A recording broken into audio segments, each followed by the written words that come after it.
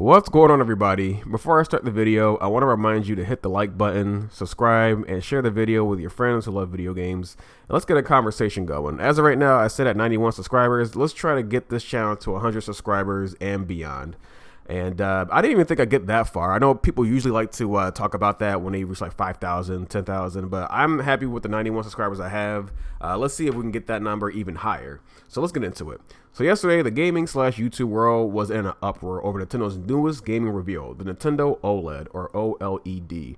It was shown off yesterday, and people were upset. The OLED model is sporting 64 gigabytes of memory, built-in LAN support, and a 7-inch OLED monitor screen, and a sleeker-looking dock. And I think that the OLED screen and that the 64 gigabytes should have been something that should have been introduced on the original Switch, but that's just me. I guess my question is, why is anyone shocked by this? If we look back at Nintendo's history, they always done this where they do their own thing. They don't fully give the fans what they're asking for. Let's look at the Nintendo 64, for instance. Great console, but they chose to go with cartridges instead of CDs at the time, which cost them third-party support that they wouldn't recover from until the Nintendo Wii, a whole 10 years later. The GameCube, also a great console, but oops, smaller discs, which couldn't hold as much data as the other two consoles at the time, the PS2 and the Xbox, and barely had any kind of plans for online support, which was kind of a big deal as the Halo franchise was coming into its own and everybody was playing online. So yeah, that kind of bit them in the butt too. So I guess I'm saying, if people are upset about this thing, we gotta speak with our wallets, and do not buy it if it upsets you that much.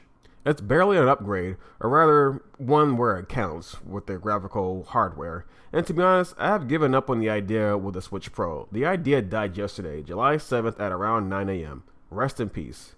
We're not going to see any graphical upgrade until the next console after Nintendo Switch. And why wouldn't Nintendo upgrade the GPU? The Switch is selling like hotcakes. I don't know the exact numbers, but I know this thing is selling out everywhere. And every time you try to get one at a store such as a Walmart or Best Buy, you'll maybe see two inside the little cupboard. And then after that, they're sold out. So I guess Nintendo really doesn't have a reason to upgrade this thing if it's still selling as is. Now, would it have been nice to get an upgrade? At least a better dock, which would upgrade the Switch's graphical capabilities while sitting at home? Yeah, but maybe they did this because people would still be upset because it wouldn't carry over to handheld mode and they didn't want to split up the fan base. Who knows? My point being is that Nintendo has always done something like this, so I'm not completely shocked by this. I've gotten used to it.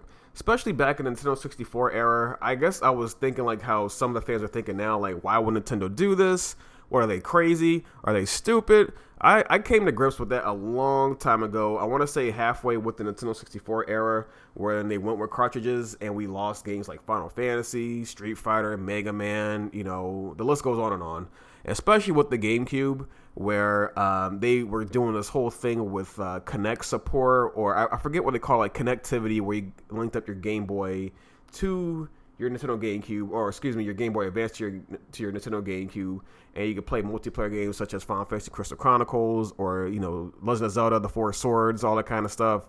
And I was like, why can't they just do regular behind online like Xbox and PS2 are doing? And no, they did it their own way. And that's just really how Nintendo goes. They do it their own way, sometimes to their benefit, sometimes to their detriment. And if people really do not want to support the idea of this Switch, this barely an upgrade Switch, don't buy it. Speak with your wallets. Let Nintendo know that they can't always get away with stuff like this. And that, yeah, the fans are going to, you know, clap back at them for making boneheaded decisions like this. So anyway, yeah, I'm pretty sure you don't need me to tell you guys, you know, to speak to your wallets. But, you know, for those who didn't think about that, this is what I'm saying to you. Do not buy it if it bothers you that much. Anyway, this has been ADORKABLE Amp, just giving you some information and some news about video games. And next up, I'm going to be trying to doing a Metroid marathon review. I'm starting off with the first Metroid from 1986 on NES. You know, with Metroid Dread coming out, I kind of want to get all those done. So anyway, I will see you guys next time in the next video. Take care, peace out, and keep gaming.